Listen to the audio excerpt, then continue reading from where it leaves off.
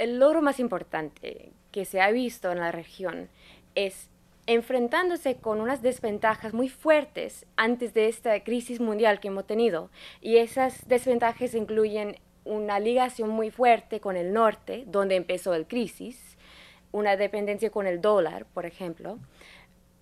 Frente a esas desventajas, la región pudo seguir adelante a través de la crisis y no ser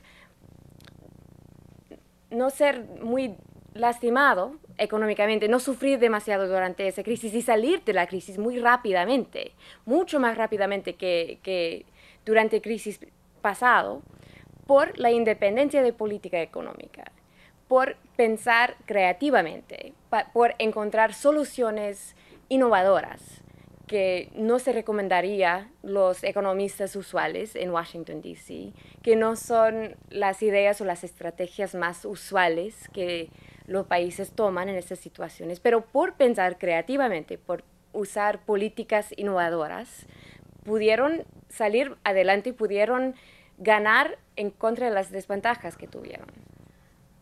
Cuéntanos cuáles serían un poco las posibilidades de desarrollo del Ecuador sin el TLC en relación a sus vecinos de Colombia y Perú?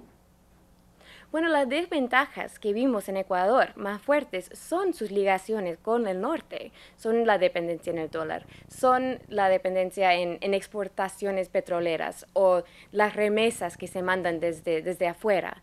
Entonces, los TLC, esos dan más fuerza, dan más dependencia a esas ligaciones.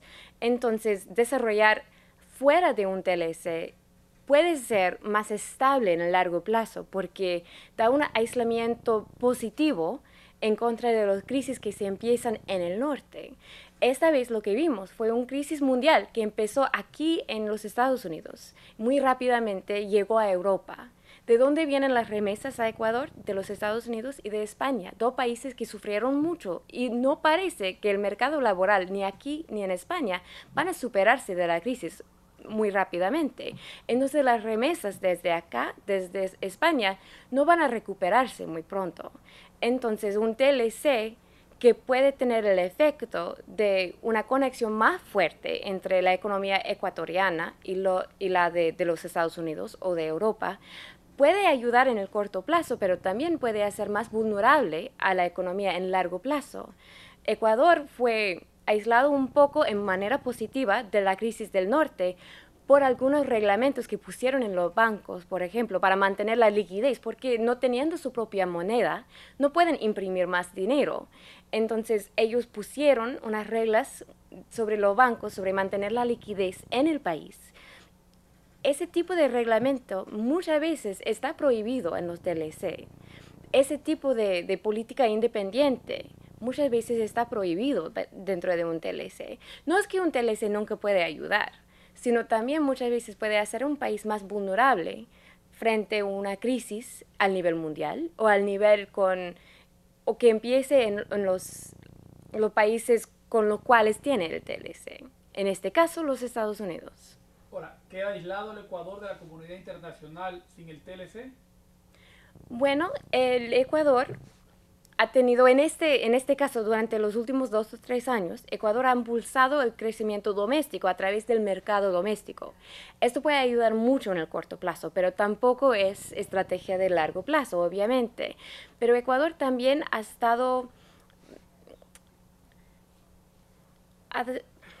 ha estado diversificando los mercados de exportación, no solamente con los Estados Unidos, que siempre ha sido la mitad más o menos de las exportaciones fueron a los Estados Unidos. En los últimos 2 o 3 años, esto ha bajado a como el tercer parte. Entonces es importante para Ecuador tener enlaces con el resto del mundo, pero específicamente digo el resto del mundo, no solamente un país, dos países.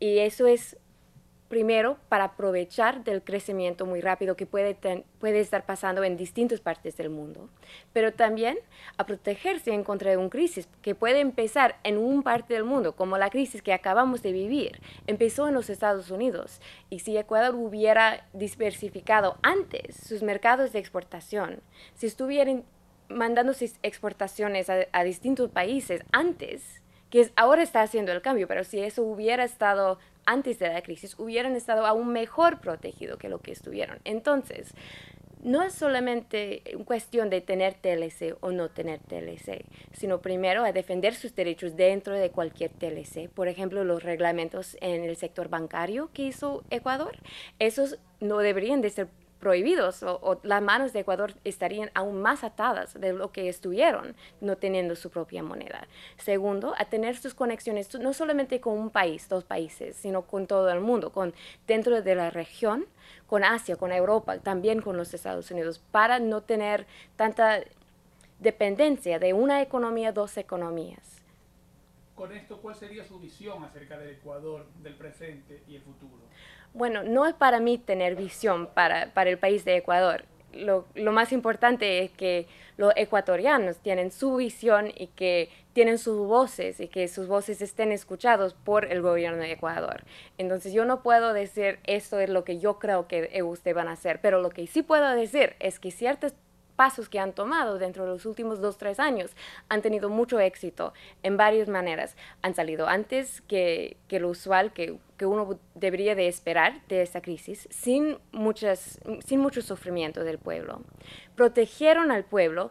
La pobreza ahora es más bajo que lo que estuvo antes de la crisis. El desempleo está más bajo ahora que lo que estuvo antes de la crisis.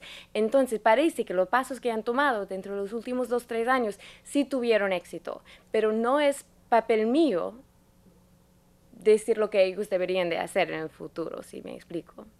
Sí, con la tasa de desempleo que, como usted bien dice, ha bajado, ¿eso refleja un manejo serio de la economía ecuatoriana? Lo que muestra es que desde la crisis el gobierno ha estimulado la economía a través del sector privado. Por ejemplo, el gobierno ha impulsado mucho la economía a través del sector de la construcción. Eso depende mucho del sector privado. Entonces, el dinero que puede haber gastado el gobierno en dar préstamos concesionales a familias de bajos ingresos que nunca habían tenido casas, esos programas, ese dinero pasa al resto de la economía muy rápidamente. No solamente queda dentro de ciertas familias que pueden tener vinculaciones con el gobierno, sino extiende a toda la economía a través de las compañías de la construcción, a través de las compañías bancarias que tienen que extender el crédito, porque el sector privado es el sector que está administrando ese estímulo. Entonces, lo que estamos viendo es la participación de más partes de la economía en el crecimiento. No es solamente un estado petrolero. Lo que estamos viendo con esas bajas tasas de desempleo es que hay participación en el crecimiento económico, que está muy amplio. Más ecuatorianos están pudiendo participar en el crecimiento económico que está pasando en Ecuador que en años pasados. En la inversión extranjera, ¿cuál es la importancia de las obras macro, como centrales hidroeléctricas y supercarreteras? Bueno, también la inversión internacional puede ayudar mucho en el corto plazo, puede traer muchas vulnerabilidades en el largo plazo a través de dependencias en compañías extranjeras o países extranjeros, pero en cuanto a un país que no tiene su propia moneda, siempre es bueno hacer más conexiones con fuentes de inversión extranjera, con tal de que los contratos estén escritos en tal manera para respetar los derechos del pueblo ecuatoriano. Y eso es, yo creo, un cambio en lo que hemos visto en los años recientes, en cambio los años pasados, que en la región los gobiernos están firmando contratos de inversión extranjera que toman en cuenta los intereses del pueblo para que no sea simplemente una inversión que puede dar lucro a un país extranjero o una compañía extranjera, sino que están priorizando a sus propios intereses ahí en Ecuador. Eso es lo que hace toda la diferencia. Ecuador ha mejorado mucho en los servicios sociales. ¿Esto es el fruto de una histórica inversión social? Bueno, sí, lo que hemos visto es que el gasto público en la educación, por ejemplo, para tomar un ejemplo, ha duplicado en los últimos 5 años, duplicado como porcentaje del PIB. Eso no solamente ayuda en corto plazo, sino que pone en mejor situación al país desde aquí en adelante, porque las próximas generaciones van a estar mejor preparados para enfrentar el futuro. Entonces, ese tipo de inversión tiene frutos en el futuro, de generación tras generación. Lo que hemos visto, por ejemplo, desde 2007 a 2009, la tasa de escolaridad al nivel de la secundaria subió desde 70 a 80%. En 2 años subió 10 puntos porcentuales. Eso es algo dramático y muestra un cambio de prioridades al nivel nacional. Esos cambios de prioridades específicamente con la educación empezaron antes de que llegó esta administración, pero esta administración los aceleró. Cuando empezó la crisis mundial, este gobierno aceleró los mejoras en los aumentos en gastos sociales a través, específicamente con foco en la educación. Ya tenían planificados subir el gasto social en la educación cada año por los próximos varios años. Pero lo que hicieron fue acelerar ese plan. Y lo que hemos visto fue, dentro de los últimos 2 años, un cambio enorme en el número de niños que están estudiando, el número de adultos que están regresando a la escuela.